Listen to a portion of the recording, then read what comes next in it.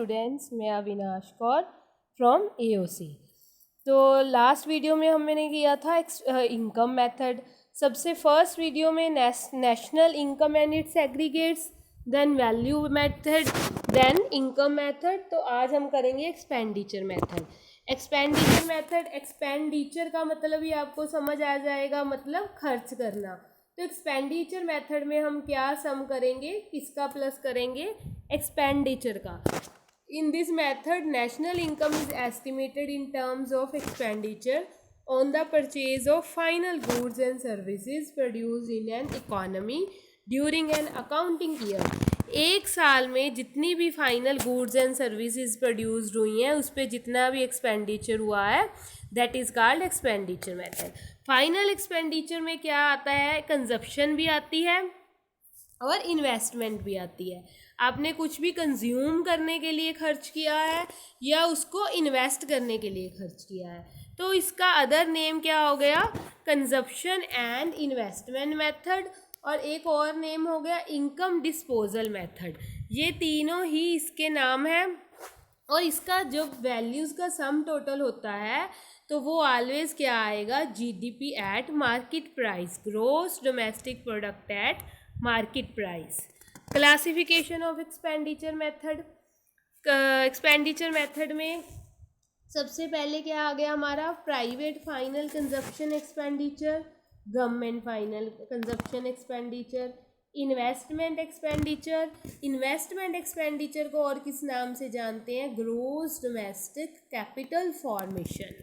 जितनी भी हमने इन्वेस्ट करके कैपिटल फॉर्मेशन की है। और एक हमारे पास आ गया नेट एक्सपोर्ट। नेट एक्सपोर्ट कम दिया होता है उन्होंने, एक्सपोर्ट इंपोर्ट दिया होता है, तो हम क्या करते हैं, एक्सपोर्ट माइनस इंपोर्ट। तो सबसे पहले हमारे पास है private final consumption expenditure.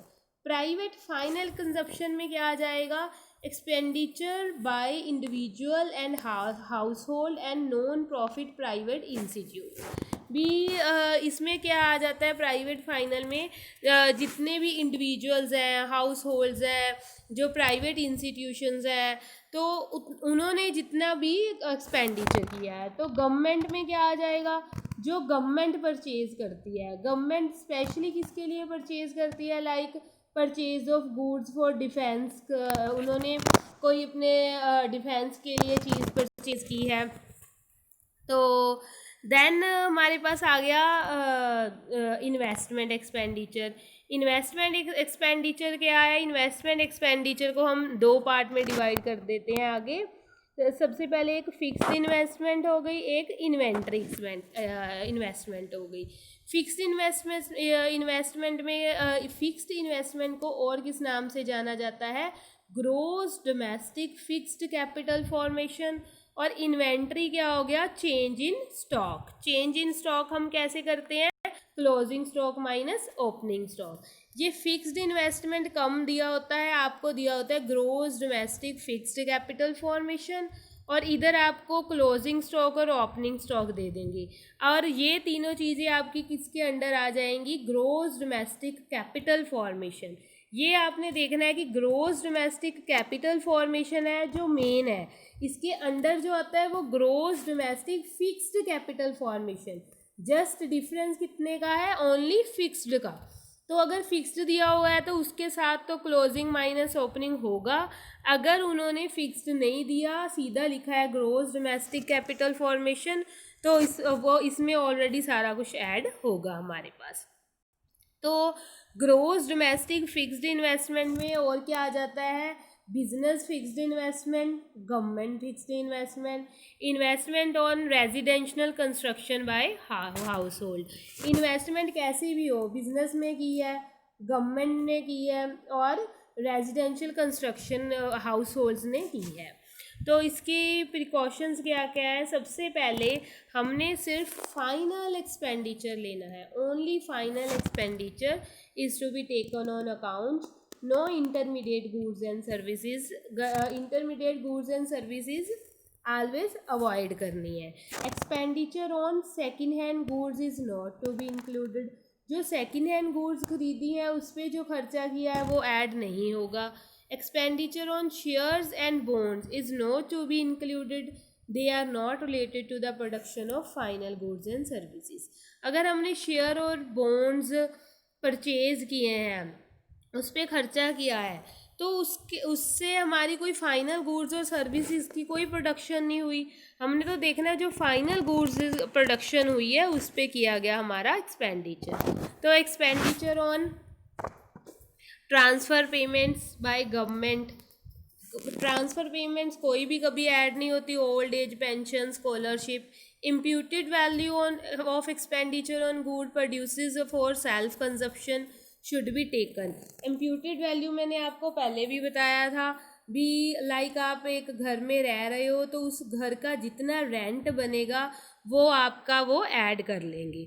Also imputed rent on owner occupied houses should be taken in account.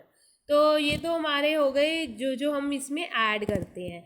ये आपको क्लियर हो गया। Private final, government final, investment और एक्सपोर्ट माइनस इंपोर्ट। इसमें gross domestic capital formation, gross domestic fixed capital और change in stock. ना इससे related हम सम एग्जांपल्स करते हैं। सबसे पहले हमारे पास calculate net national product at market price.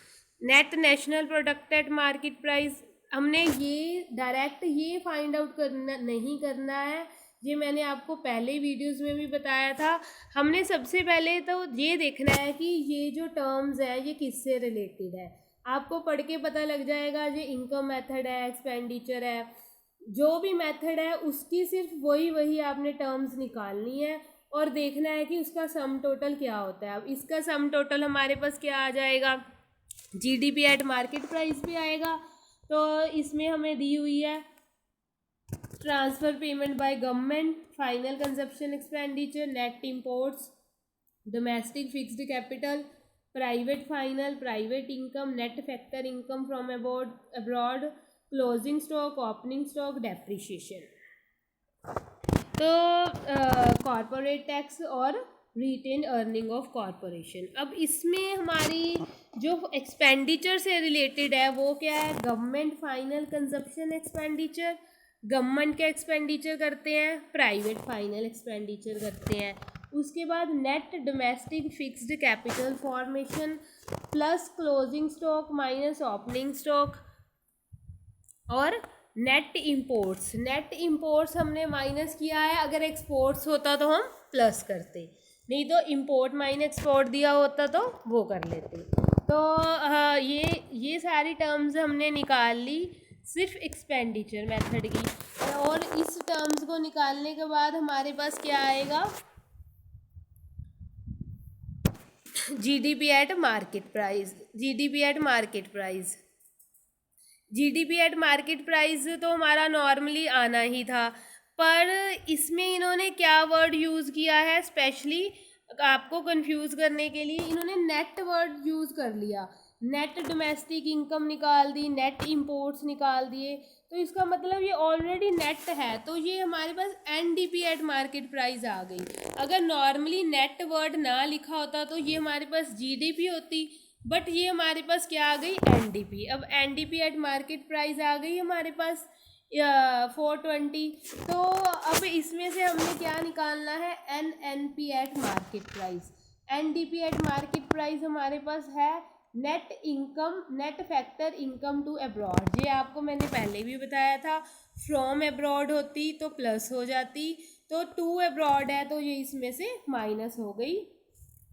तो हमारे पास पहले ही -5 था, 420 माइनस -5 तो 425 आ गया। तो देन हमारे पास नेक्स्ट क्या है, एनडीपी एट मार्केट प्राइस। इसमें हमने क्या फाइंड आउट करना है, NDP net domestic product at market price.